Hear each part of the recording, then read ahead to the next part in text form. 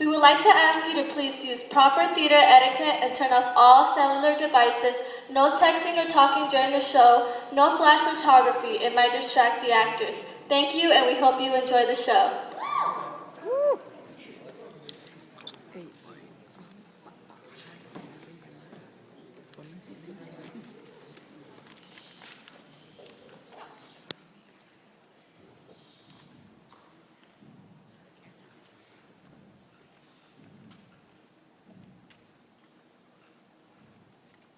So, a couple of days ago, I was up in my attic.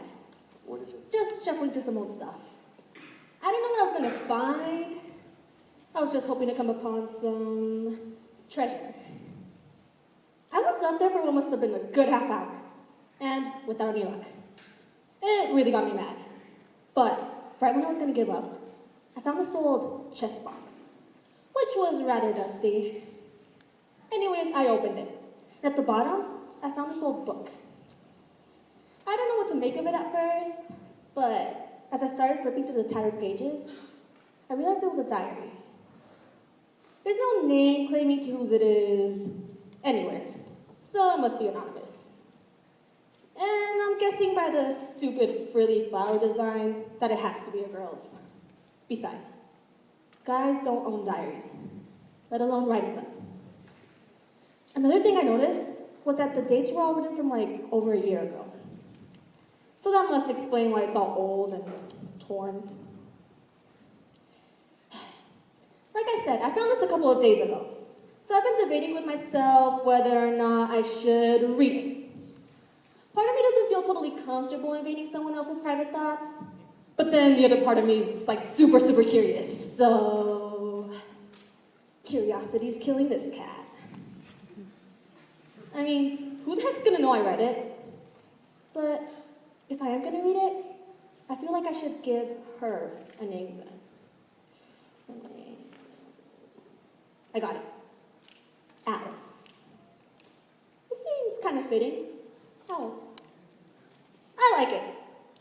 And that's all I need, my approval, right? Well, I should just start. First page. July 6th, 2011. Yesterday, I remember thinking I was the happiest person on the earth, in the whole galaxy, in all of God's creation. Could that have only been yesterday, or was it endless light years ago? I was thinking the grass had never smelled grassier. Grassier. That's a great choice of words. And the sky had never seemed so high.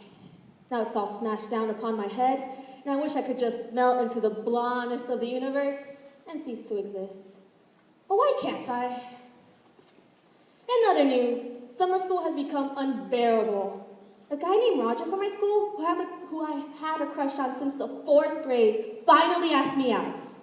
Who the heck has a crush since the 4th grade? God damn. I went around telling everyone how excited I was, but turns out I was being played fool. Aw. He stood me up. Aw. And today at school, everyone was laughing about it, and I don't ever want to go back. Poor child. I've been trying hard to be the pretty girl. I've lost lots of weight. You and me both. But nothing is enough. How can I face those kids again? Yesterday, I bought this diary because I thought I had something wonderful and great and worthwhile to say. Something so personal that I wouldn't be able to share it with any other living person. Only myself. Now, like everything else in my life, it has become so much nothing. Yesterday, when he asked me out, I thought I'd literally and completely die of happiness. I really did. And now the whole world is cold and gray and unfeeling, and my mother is nagging at me to clean up my room. How can she nag at me to clean up my room when I feel like dying? Because mothers. Can I even have the privacy of my own soul? I wish I didn't care about Roger, but I do. I care so much that I feel like my whole insides have been shattered. How is it possible for me to be so miserable and embarrassed and humiliated and beaten and still function? Still talk and smile and concentrate? How could Roger have done this to me? I wouldn't intentionally hurt anyone.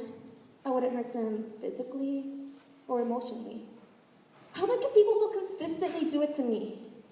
Even my parents treat me like I'm stupid and inferior and never short.